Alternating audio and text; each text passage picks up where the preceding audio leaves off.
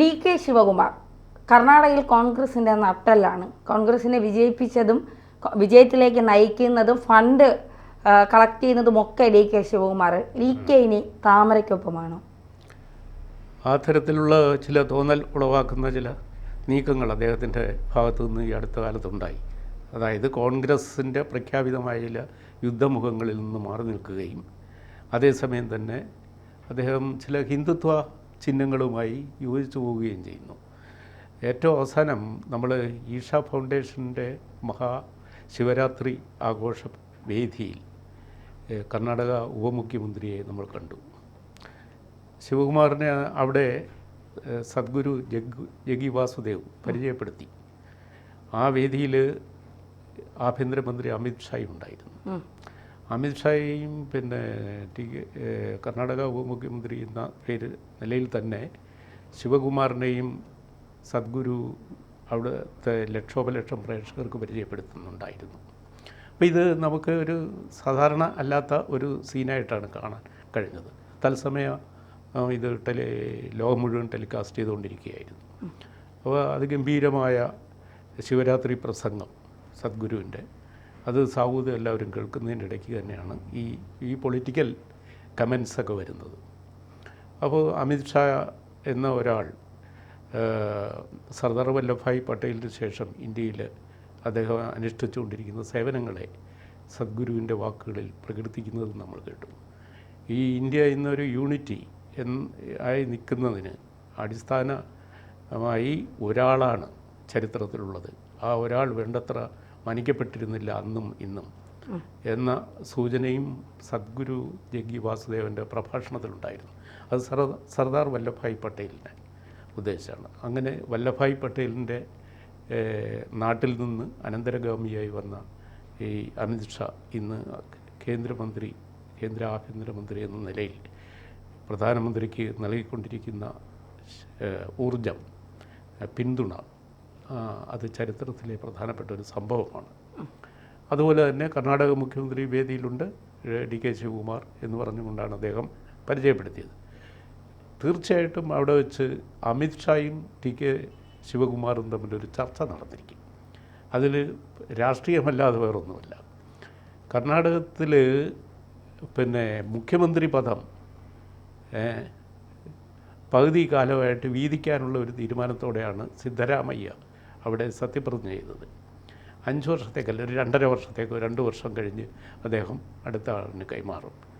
അവിടുത്തെ PCC president ആണ് ശിവകുമാർ. അദ്ദേഹത്തിൻ്റെ ഒരു ഊർജ്ജസ്വലതയായിരുന്നു അവരുടെ തിരിച്ചുവരവിന് സഹായിച്ചത് കർണാടകത്തിൽ കോൺഗ്രസിൻ്റെ. പക്ഷേ ശിവകുമാർ അവിടെ മന്ത്രിസഭാ രൂപീകരണത്തിന് ശേഷം ഒരു ലോ പ്രൊഫൈലിൽ പോവുകയാണ്. അപ്പോൾ അദ്ദേഹത്തിന് ഈ 2 വർഷം കാലാവധി ആകുമ്പം മുഖ്യമന്ത്രി പദം കോൺഗ്രസ് കൊടുക്കുന്ന ലക്ഷണമൊന്നുമില്ല എന്ന് മാത്രമല്ല, തുറന്നു പറയുകയും ചെയ്തു മുഖ്യമന്ത്രി സിദ്ധരാമയ്യ, ഇതെൻ്റെ കാലാവധി 5 years ആണെന്ന്. അതോടെ ശിവകുമാർ ഒരു അന്തരാളഘട്ടത്തിലായി. അദ്ദേഹത്തിൻ്റെ രാഷ്ട്രീയം അതിന് വേറെ എന്തെങ്കിലും ഒരു പോംവഴിയുണ്ടോ എന്നാലോചിക്കുക സ്വാഭാവികമാണ്.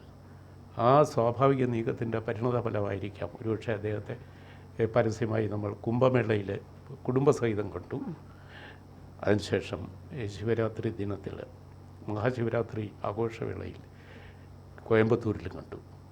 ഈ 2 സംഭവങ്ങളും കൂട്ടി വായിച്ചുകൊണ്ട് ഇന്ന് ദേശീയ ചർച്ചയിൽ കോൺഗ്രസിൻ്റെ ഭാവിയെക്കുറിച്ച് അങ്കലാപ്പുള്ള നേതാക്കൾക്കിടയിൽ ടി കെ ശിവകുമാറിൻ്റെ നീക്കം പുതിയ രാഷ്ട്രീയ മേച്ചിൽപ്പുറം തേടുകയാണോ?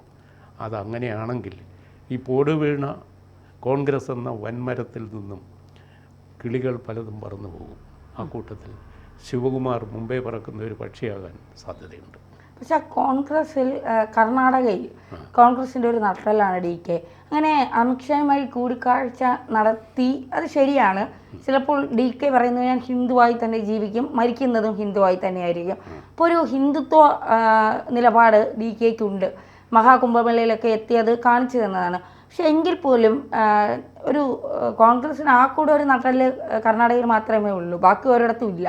അങ്ങനെ ഒരാളെ, ശക്തനായ ഒരു തേരാളിയെ മാറ്റിക്കൊണ്ട് അല്ലെങ്കിൽ വേണ്ട എന്ന് വയ്ക്കാൻ രാഹുൽ ഗാന്ധി അടക്കമുള്ള നേതാക്കൾ തയ്യാറാകുമോ? കോൺഗ്രസ്സിനിപ്പോൾ ഏത് നേതാവ് നഷ്ടപ്പെടുന്നതും വലിയ നഷ്ടം തന്നെയാണ്. കാരണം കോൺഗ്രസ്സിലേക്ക് അധികം ആരും വരുന്നതായിട്ട് നമ്മൾ കാണുന്നില്ല. കോൺഗ്രസ്സിൽ നിന്ന് കൊഴിയുകയാണ്. കേരളത്തിൽ പോലും പത്മജ വേണുഗോപാൽ പോയില്ലേ കഴിഞ്ഞ ഇലക്ഷൻ്റെ മധ്യയ്ക്ക്. അപ്പോൾ അതുപോലെ ആളുകൾ കൊഴിഞ്ഞു പോകാനായിട്ട് എളുപ്പമാണ് ഇപ്പോൾ കോൺഗ്രസ്സുകാർ. പ്രധാന കാരണം കോൺഗ്രസ് ദീർഘകാലമായി അധികാരത്തിലില്ല. അധികാരവുമായി ബന്ധപ്പെട്ട് നിൽക്കുന്ന ഒരു ജനാധിപത്യ പ്രസ്ഥാനത്തിൽ അധികാരത്തിന് അടുത്തെങ്കും സാധ്യതയില്ലെന്ന് വരികയോട് ചെയ്താൽ അതിൽ എന്ത് പ്രതീക്ഷ അർപ്പിച്ചാണ് ഈ നേതാക്കൾ നിൽക്കുക? ഭാഗ്യാന്വേഷികളായ നേതാക്കൾ, ഇനിയും ദീർഘമായ ആരോഗ്യവും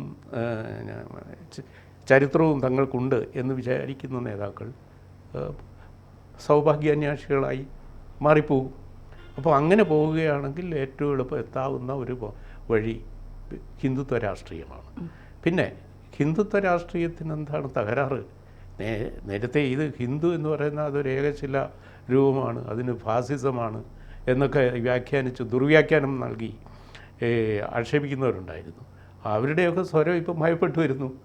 ഈവൻ കമ്മ്യൂണിസ്റ്റ് പാർട്ടിയുടെ നേതാക്കൾ പോലും മോഡിക്ക് ഫാസിസം ഇല്ല എന്ന് പറയാൻ തുടങ്ങിയിരിക്കുന്നു. അപ്പോൾ ഈ ഒരു സാഹചര്യത്തിൽ, ഈ മാറുന്ന അന്തരീക്ഷത്തിൽ, രാഷ്ട്രീയ അന്തരീക്ഷത്തിൽ ശിവകുമാറിനെ പോലെയുള്ള ഒരു സൗഭാഗ്യാന്വേഷിയായ സമുന്നത നേതാവ് മാറി ചിന്തിക്കുന്നതിൽ ഒട്ടും അത്ഭുതമില്ല. പ്രത്യേകിച്ചും കർണാടകത്തിലെ മാറിക്കൊണ്ടിരിക്കുന്ന പൊളിറ്റിക്സ്, പ്രധാനമായ പല സംഭവങ്ങളും ഈ വരും മാസങ്ങളിൽ ഉണ്ടാവും ഇന്ത്യൻ പൊളിറ്റിക്സിൽ പല അർത്ഥത്തിലും. അതിൻ്റെ ചില ഓങ്ങി വയ്ക്കൽ എല്ലാം സൂചനകളും നമ്മൾ പലയിടത്തും കാണുന്നുണ്ട്. അത് നമുക്ക് വിശദമായി വേറൊരു സബ്ജക്റ്റായിട്ട് സംസാരിക്കേണ്ടതാണ്. ആ കൂട്ടത്തിലാണ് ശശി തരൂരിൻ്റെ സ്വരം മാറ്റം, ടി കെ ശിവകുമാറിൻ്റെ ചുവടുമാറ്റം, ഇത് രണ്ടും സംഭവിക്കുന്നത്. സൗത്ത് ഇന്ത്യയിൽ ഈ രണ്ട് നേതാക്കളും കോൺഗ്രസിൻ്റെ നേതൃത്വത്തെ ചോദ്യം ചെയ്യുന്നു എന്നാണ് ഇതിൻ്റെ അർത്ഥം. അങ്ങനെ ചോദ്യം ചെയ്യുന്നവരെ മാറ്റി നിർത്തുന്ന ഒരു നിലപാട്, അല്ലെങ്കിൽ അങ്ങനെ ചോദ്യം ചെയ്യുന്നവരെ പാർട്ടിക്ക് വേണ്ട എന്നൊരു നിലപാട് പാർട്ടി സ്വീകരിക്കുമ്പോൾ പാർട്ടിയുടെ തകർച്ചയല്ലേ സൂചിപ്പിക്കുന്നത്? അല്ല, പാർട്ടിയുടെ ഈ നേതൃത്വം ഇന്ന് അതിഭയങ്കരമായ ഒരു മുരടിപ്പിലാണ്. സത്യത്തിൽ കോൺഗ്രസ് എന്ന് പറയുന്ന പ്രസ്ഥാനം ആശയപരമായും സംഘടനാപരമായും ദൈനംദിനം ജീർണിച്ചുകൊണ്ടിരിക്കുകയാണ്. അത് അധികാരത്തിലില്ല എന്നത് മാത്രമല്ല, അധികാരത്തിൽ നിന്ന് പോയാൽ കോൺഗ്രസ് പോലൊരു പ്രസ്ഥാനം പിടിച്ചു നിൽക്കാൻ വളരെ പ്രയാസപ്പെടും. അതേസമയം കോൺഗ്രസിൻ്റെ ആശയ അടിത്തറ എന്നേ ജീർണിച്ചു. അത് ഒരു കുടുംബാധിപത്യ പാർട്ടിയായി അതപ്പതിച്ചു. ഇന്ദിരാഗാന്ധിയുടെ കാലം മുതലേ തുടങ്ങിയതാണത്. അത് തലമുറ മാറിയതിന് ശേഷം അതിന് പുതിയൊരു ഉണർവ് വരാൻ, അതിൽ പുതിയ ചിന്താധാരകൾ ഉണ്ടാകാൻ നേതാക്കന്മാർ ഒരു സ്റ്റേറ്റിലൂടെ ഉയർന്നു വരുന്നില്ല. അതാണ്. അപ്പോൾ പിന്നെ കോൺഗ്രസിൽ പ്രതീക്ഷ അർപ്പിക്കാവുന്ന ദീർഘവീക്ഷണമുള്ള ഒരു നേതാവില്ല. രാഹുൽ ഗാന്ധിയെ അവർ പരീക്ഷിച്ചു. അദ്ദേഹം ഒരു ദയനീയ പരാജയമാണെന്ന് പല ആവർത്തിച്ച് തെളിയിച്ചു കഴിഞ്ഞു. അദ്ദേഹം സംസാരിക്കുന്നത് പോലും പരസ്പരം കോൺട്രഡിക്റ്റ് ചെയ്താണ്. അപ്പോൾ ഈ അവസ്ഥയിൽ കോൺഗ്രസ്സിൽ പ്രതീക്ഷ അർപ്പിച്ച് പുതിയ നേതാക്കൾ എങ്ങനെ നിൽക്കും? അതാണ് പ്രധാനം. ഈ കർണാടകത്തിൽ പിന്നെ ധന്യ സൂചിപ്പിച്ചതുപോലെ ധനസമാഹരണത്തിലും ആള് സമാഹരണത്തിലും ഒരുപോലെ പ്രശോഭിച്ച ഒരാളാണ് ശിവകുമാർ. അദ്ദേഹത്തിന് സ്വാഭാവികമായി മുഖ്യമന്ത്രിയാകാൻ പറ്റുമായിരുന്നു. പക്ഷേ വേറെ ചില പരിഗണനകളിൽ സിദ്ധാരാമയ്യ അവിടെ വന്നു. അതാണ്. എന്തായാലും കാത്തിരുന്ന് കാണാം. താമര വിരിയിക്കുമോ, താമരയിലേക്ക് വരുമോ എന്നൊക്കെ. അതെ അതെ.